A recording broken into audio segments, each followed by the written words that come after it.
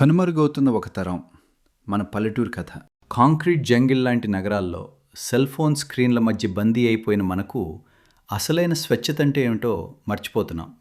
కానీ ఒక్కసారి వెనక్కి తిరిగి చూస్తే అక్కడ మన తాతల కాలం నాటి ఆత్మీయత, పల్లెటూరి పలకరింపులు కనిపిస్తాయి. ఇప్పుడు మనం చూస్తున్న ఈ ఆధునికత వెనుక ఒక అద్భుతమైన తరం మెల్లగా కనుమరుగైపోతుంది. అదే మన మూలం, మన అస్తిత్వం. ఈ రోజుల్లో మన పిల్లలకు సెలవులు అంటే ట్యాబ్లెట్లు, స్మార్ట్ ఫోన్లు, ఏసీ గదులు. కానీ 90 దశకంలో పెరిగిన మనకు సెలవులంటే అమ్మా నాన్నల కంటే ముందుగా మన సామాను సర్దుకుని పల్లెటూరు బస్ కోసం ఎదురుచూడటం, కిటికీ పక్కన కూర్చుని ఆ పచ్చని పొలాలను చూస్తూ అల్లంత దూరంలో కనిపించే మన ఊరి గుడిగోపురాన్ని చూడగానే వచ్చే ఆ ఆనందం ఈరోజు ఏ మల్టీప్లెక్స్ థియేటర్లోనూ దొరకదు. పల్లెటూరి ఇంటి అరుగు మీద తెల్లటి మల్లెపువ్వు లాంటి పంచకట్టుతో, భుజం మీద కండువాతో కూర్చున్న తాతను చూస్తే వచ్చే ఆ గంభీరత ఏ బ్రాండెడ్ సూట్లోనూ రాదు. ఆ పంచకట్టులో ఒక క్రమశిక్షణ ఉంటుంది, మన సంస్కృతి పట్ల గౌరవం ఉంటుంది. మనవాళ్ళు పరిగెత్తుకుంటూ వస్తే ఆ పంచచాటున దాక్కునే ఆ చనువు, ఆ తాతెచ్చే భరోసా ఈ రోజుల్లో ఎక్కడ వెతికినా దొరకని ఒక అమూల్యమైన నిధి. ఇక ఇంటి లోపలికి వెళ్ళగానే కట్టెల పొయ్యి మీద నానమ్మ చేసే పిండి వంటల వాసన ఊరంతా పరిమళించేది. అరిసెలు, జంతికలు, గారెలు, ఆమె చేసే ప్రతి వంటకంలో కేవలం రుచి మాత్రమే కాదు, మనవళ్ళ మీద ఉండే అనంతమైన ప్రేమ కూడా ఉంటుంది. ఆ కట్టెల పొయ్యి పొగలో నానమ్మ కళ్ళు ఎర్రబడ్డా మన కోసం పిండి వంటలు చేయడంలో ఆమె ఎప్పుడూ అలసిపోయేది కాదు.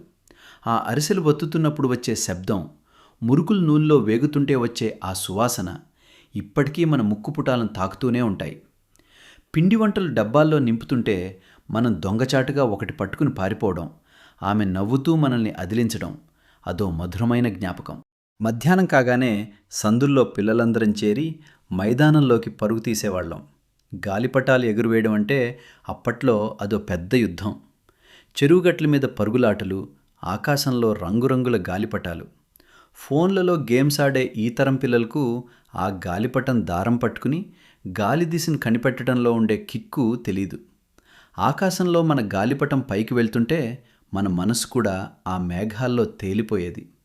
వేరొకరి గాలిపటం కట్ చేసినప్పుడు వచ్చే ఆ గెలుపు కేకలు, ఆ పల్లెటూరి గాలిలో కలిసిన స్వచ్ఛమైన నవ్వులు 90వ దశకానికే సొంతం. కానీ ఈరోజు ఆ అరుగుల మీద తాతయ్యలు లేరు, కట్టెల పొయ్యి మీద వంట చేసే నానమ్మలు లేరు.